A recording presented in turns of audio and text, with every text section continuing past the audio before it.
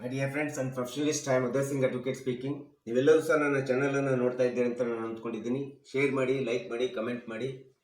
ಮತ್ತು ನನ್ನ ಚಾನಲ್ಗೆ ಇನ್ನೂ ಯಾರು ಸಬ್ಸ್ಕ್ರೈಬ್ ಆಗಿಲ್ಲ, ನೀವೆಲ್ಲರೂ ಸಬ್ಸ್ಕ್ರೈಬ್ ಆಗಬೇಕಂತ ಕೇಳ್ಕೊಳ್ತಾ, ಇವತ್ತು ನಾನು ನಿಮ್ಮ ಮುಂದೆ ಇನ್ನೊಂದು ವಿಷಯವನ್ನು ತೆಗೆದುಕೊಂಡು ನಿಮ್ಮ ಮುಂದೆ ಬಂದಿದ್ದೀನಿ. ಇವತ್ತು ನಾನು ಆಯ್ಕೆ ಮಾಡ್ಕೊಂಡಿರ್ತಕ್ಕಂಥ ವಿಷಯ ಅಂತಂದ್ರೆ ಫಾರ್ಮ್ ನಂಬರ್ 10.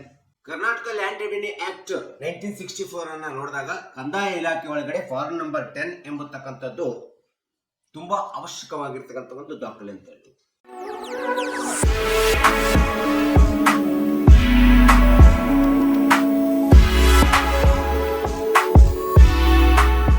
ಯಾವುದೇ ಒಂದು ರಿಜಿಸ್ಟ್ರೇಷನ್ ಮಾಡ್ಬೇಕಾದ್ರೆ ಅದು ಕ್ರಯ ಪತ್ರ ಇರ್ಬೋದು, ದಾನಪತ್ರ ಇರ್ಬೋದು, ಮಾರ್ಟ್ಗೇಜ್ ಡೀಡ್ ಇರ್ಬೋದು, ಅಥವಾ ಒಂದು ಆಸ್ತಿಯನ್ನ ನೋಂದಣಿ ಮಾಡಿಸ್ಬೇಕಾದ್ರೆ ಒಬ್ಬರಿಂದ ಇನ್ನೊಬ್ಬರಿಗೆ ಹೆಸರಿಗೆ ಯಾವುದೇ ಆಸ್ತಿ ವರ್ಗಾವಣೆ ಆಗಬೇಕಾದ್ರೆ ಈ ಫಾರ್ಮ್ ನಂಬರ್ 10 ತುಂಬಾ ಅವಶ್ಯಕವಾದಂತ ರೆವಿನ್ಯೂ ದಾಖಲಾತಿ ಅಂತ ಹೇಳ್ಬೇಕಾಗುತ್ತೆ. ಈ ಫಾರ್ಮ್ ನಂಬರ್ 10 ಪ್ರಕಾರ ಯಾರಿಂದ ಯಾರಿಗೆ, ಯಾವಾಗ, ಹೇಗೆ, ಯಾವ ಆಧಾರದ ಮೇಲೆ ಆಸ್ತಿ ವರ್ಗಾವಣೆ ಆಗಿದೆ ಎಂಬತಕ್ಕಂಥದ್ದನ್ನ ತೋರಿಸಿಕೊಡುವಂತ ಒಂದು ಮಹತ್ವಪೂರ್ಣವಾದಂತ ದಾಖಲೆ ಅಂತೇಳಿ ನಾವು ಹೇಳ್ತೀವಿ. ಯಾವುದೇ ಒಂದು ಆಸ್ತಿಯನ್ನ ನಾವು ಮುಟೇಶನ್ ಮಾಡುವಂತ ಸಂದರ್ಭದಲ್ಲೂ ಸಹ ಫಾರ್ಮ್ ನಂಬರ್ 10 ಮೂಲಕ ಮುಟೇಶನ್ ಮಾಡಬೇಕಾಗುತ್ತೆ.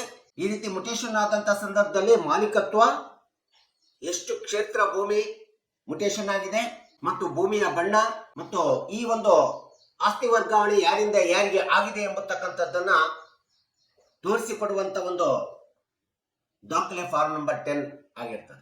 ಸಬ್ ರಿಜಿಸ್ಟರ್ ಆಫೀಸ್ ಒಳಗಡೆ ಒಂದು ಆಸ್ತಿಯನ್ನು ವರ್ಗಾವಣೆ ಮಾಡಬೇಕಾದ್ರೆ, ರಿಜಿಸ್ಟ್ರೇಷನ್ ಮಾಡಬೇಕಾದ್ರೆ ಫಾರ್ಮ್ ನಂಬರ್ 10 ಅನ್ನ ತೆಗೆದುಕೊಂಡೇ ರಿಜಿಸ್ಟ್ರೇಷನ್ ಮಾಡಬೇಕಾಗುತ್ತೆ. ಈ ಒಂದು ಇತರೆ ದಾಖಲೆಗಳನ್ನ ತೆಗೆದುಕೊಂಡು ಈ ಒಂದು ಫಾರ್ಮ್ ಜೊತೆಗೆ ಸಬ್ ರಿಜಿಸ್ಟರ್ ಆಫೀಸು ರೆವಿನ್ಯೂ ಇಲಾಖೆಗಳು ಕಳಿಸಿಕೊಟ್ಟಾಗ, ಫಾರ್ಮ್ ನಂಬರ್ 10 ಅನ್ನ ಕಳಿಸಿಕೊಟ್ಟಾಗ, ನಂತರ ತಹಸೀಲ್ದಾರ್ ಆಗಿರ್ತಕ್ಕಂಥ ತಹಸೀಲ್ದಾರ್ ಇಲಾಖೆ ಒಳಗಡೆ ವಿಲೇಜ್ ಅಕೌಂಟೆಂಟ್ ಇರ್ಬೋದು, ರೆವಿನ್ಯೂ ಇನ್ಸ್ಪೆಕ್ಟರ್ ಇರ್ಬೋದು, ಡೆಪ್ಟಿ ತಹಸೀಲ್ದಾರ್ ಇರ್ಬೋದು, ಇವರೆಲ್ಲರೂ ಸಹ ಮುಟೇಶನ್ ಪ್ರಕ್ರಿಯೆಯನ್ನು ಪ್ರಾರಂಭ ಮಾಡಿ 65 ದಿನದೊಳಗಡೆ ಯಾವುದೇ ಒಂದು ಆಸ್ತಿಯನ್ನ, ನೋಂದಾಯಿತ ಆಸ್ತಿಯನ್ನ ವರ್ಗಾವಣೆ ಮಾಡತಕ್ಕಂಥದ್ದಕ್ಕೆ ಅದು ಫಾರ್ಮ್ ನಂಬರ್ 10 ಆಧಾರದ ಮೂಲಕ ವರ್ಗಾವಣೆ ಆಗ್ತದೆ.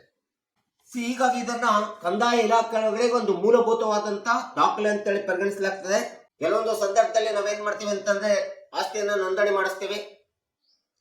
ನೋಂದಣಿ ಮಾಡಿಸಿದಂತ ಆಸ್ತಿಗೆ ನಾವು ಫಾರ್ಮ್ ನಂಬರ್ 10 ಅನ್ನ ಅರ್ಜಿಯನ್ನ ಫಿಲಪ್ ಮಾಡದೆ ಕಂದಾಯ ಇಲಾಖೆಗೆ ಅರ್ಜಿಯನ್ನ ಕೊಟ್ಟಿಲ್ಲ, ತಹಸೀಲ್ದಾರ್ ಇಲಾಖೆಗೆ ಅರ್ಜಿನ ಕೊಟ್ಟಿಲ್ಲ ಅಂತಂದ್ರೆ ನಮ್ದು ಮುಟೇಶನ್ ಆಗಿರೋದಿಲ್ಲ. ಆದ್ರೆ 6 ವಾರದಲ್ಲಿ ನಮ್ಮ ಹೆಸರು ಬಂದಿರ್ತದೆ, ನಾವು ಖರೀದಿ ಮಾಡಿದಂತ ಭೂಮಿಯ ಕ್ಷೇತ್ರ ಬಂದಿರ್ತದೆ, ಆದ್ರೆ ಮುಟೇಶನ್ ಆಗೇ ಇರ್ತದೆ, ಮುಟೇಶನ್ ಪೆಂಡೆನ್ಸಿ ಇರ್ತದೆ, ಮುಟೇಶನ್ ಆಗಿರೋದಿಲ್ಲ. ಆ ಸಂದರ್ಭದಲ್ಲಿ ನಾವು ಫಾರ್ಮ್ ನಂಬರ್ 10 ಅನ್ನ ಕೊಟ್ಟಿಲ್ಲ ಅಂದಾಗ ಮುಟೇಶನ್ ನಮ್ದು ಪೆಂಡೆನ್ಸಿ ಇರ್ತದೆ. ಹೀಗಾಗಿ ಇದು ತುಂಬಾ ಮಹತ್ವಪೂರ್ಣವಾದಂತ ಪ್ರಮುಖವಾದಂತ ದಾಖಲೆ ಅಂತೇಳಿ ಹೇಳ್ಬೇಕಾಗುತ್ತೆ. ಇನ್ನು ಯಾವ್ಯಾವ ಸಂದರ್ಭದಲ್ಲಿ ಈ ಒಂದು ಫಾರ್ಮ್ ನಂಬರ್ 10 ಅವಶ್ಯಕತೆ ಬೀಳ್ತದೆ, ಅನುಕೂಲತೆ ಆಗ್ತದೆ, ತುಂಬಾ ಅವಶ್ಯಕ ಆಗ್ತದೆ ಎಂಬತಕ್ಕಂಥದ್ದನ್ನ ನಾವಿಲ್ಲಿ ತಿಳ್ಕೊಳ್ಳಿಕ್ಕೆ ಪ್ರಯತ್ನ ಮಾಡೋಣ. ನಾನು ಈಗಾಗಲೇ ಹೇಳಿರೋ ಪ್ರಕಾರ ಕಂದಾಯ ಇಲಾಖೆಯಲ್ಲಿ ಬರ್ತಕ್ಕಂಥ ಎಲ್ಲಾ ಅಧಿಕಾರಿಗಳೇನಿದ್ದಾರೆ, ಅದು ವಿಲೇಜ್ ಅಕೌಂಟೆಂಟ್ ಇರ್ಬೋದು, ರೆವಿನ್ಯೂ ಇನ್ಸ್ಪೆಕ್ಟರ್ ಇರ್ಬೋದು, ಡೆಪ್ಟಿ ತಹಸೀಲ್ದಾರ್ ಇರ್ಬೋದು, ತಹಸೀಲ್ದಾರ್ ಇರ್ಬೋದು, ADLR ಇರ್ಬೋದು, DDLR ಇರ್ಬೋದು, ಅಥವಾ ಸರ್ವೆ ಆಫೀಸರ್, ಸರ್ವೆ ಮಾಡ್ತಕ್ಕಂಥ ಸರ್ವೇಯರ್ಸ್ ಗಳಿರ್ಬೋದು, ಈ ಕಂದಾಯ ಇಲಾಖೆಯಲ್ಲಿ ಬರ್ತಕ್ಕಂಥ ಎಲ್ಲಾ ಆಡಳಿತಾತ್ಮಕ ನಿರ್ವಹಣೆ ಮಾಡ್ಲಿಕ್ಕೆ ಬೇಕಾಗಿರ್ತಕ್ಕಂಥ ಆಸ್ತಿಗಳ ನಿರ್ವಹಣೆ ಮಾಡ್ಲಿಕ್ಕೆ ಅಥವಾ ಭೂಮಿಯ ನಿರ್ವಹಣೆ ಮಾಡ್ಲಿಕ್ಕೆ ಬೇಕಾಗಿರ್ತಕ್ಕಂಥ ತುಂಬಾ ಮಹತ್ವಪೂರ್ಣವಾದಂತ ದಾಖಲೆಯನ್ನೇ, ಫಾರಂ ಅನ್ನೇ ನಾವು ಫಾರ್ಮ್ ನಂಬರ್ 10 ಅಥವಾ 10A ಅಂತೇಳಿ ನಾವು ಹೇಳ್ತೀವಿ. ಇಂಥ ಒಂದು ಫಾರ್ಮ್ ಇಲ್ಲ ಅಂತಂದ್ರೆ, 10 ಇಲ್ಲ ಅಂತಂದ್ರೆ ಯಾವುದೇ ಜಮೀನು ಆಸ್ತಿ ವರ್ಗಾವಣೆ ಆಗ್ಲಿಕ್ಕೆ ಸಾಧ್ಯನೇ ಆಗೋದಿಲ್ಲ.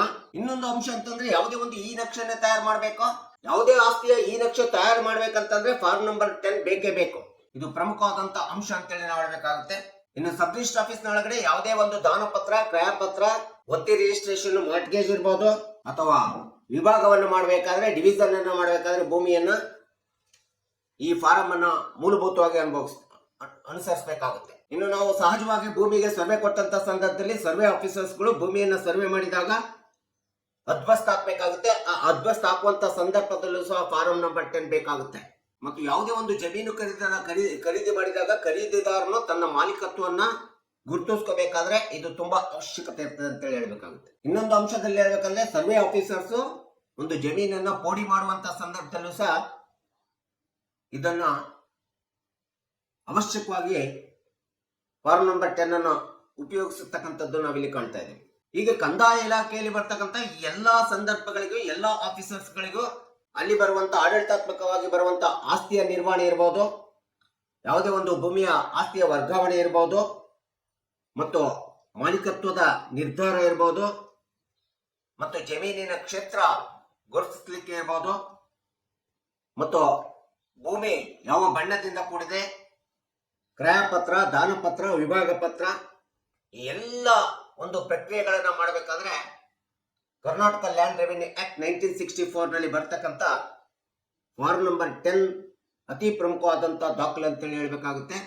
ಈ ಒಂದು ಫಾರಂ ಇಲ್ಲ ಅಂತಂದ್ರೆ ನಮ್ಮ ಆಸ್ತಿ ವರ್ಗಾವಣೆಯ ನಿರ್ವಹಣೆ ಸ್ಥಗಿತಗೊಳ್ಳುತ್ತದೆ ಎಂಬತಕ್ಕಂಥದ್ದನ್ನ ನಾವು ತುಂಬಾ ನೆನ್ಪಿಟ್ಕೋಬೇಕು. ಹೀಗಾಗಿ ಈ ಫಾರ್ಮ್ ನಂಬರ್ 10 ಎಷ್ಟು ಅವಶ್ಯಕತೆ ಇದೆ ಎಂಬತಕ್ಕಂಥದ್ದನ್ನ ಸಾರ್ವಜನಿಕರು, ಕಕ್ಷಿದಾರರು ಮತ್ತು ಎಲ್ಲರಿಗೂ ಗೊತ್ತಾಗಲಿ ಎಂಬತಕ್ಕಂಥ ಹಿನ್ನೆಲೆಯನ್ನು ಇಟ್ಕೊಂಡು ನಾನು ಈ ವಿಡಿಯೋನ ಮಾಡಿದ್ದೀನಿ. ದಯವಿಟ್ಟು ನನ್ನ ವಿಡಿಯೋ ಇಷ್ಟ ಆಗಿದ್ರೆ ಶೇರ್ ಮಾಡಿ, ಲೈಕ್ ಮಾಡಿ, ಕಮೆಂಟ್ ಮಾಡಿ,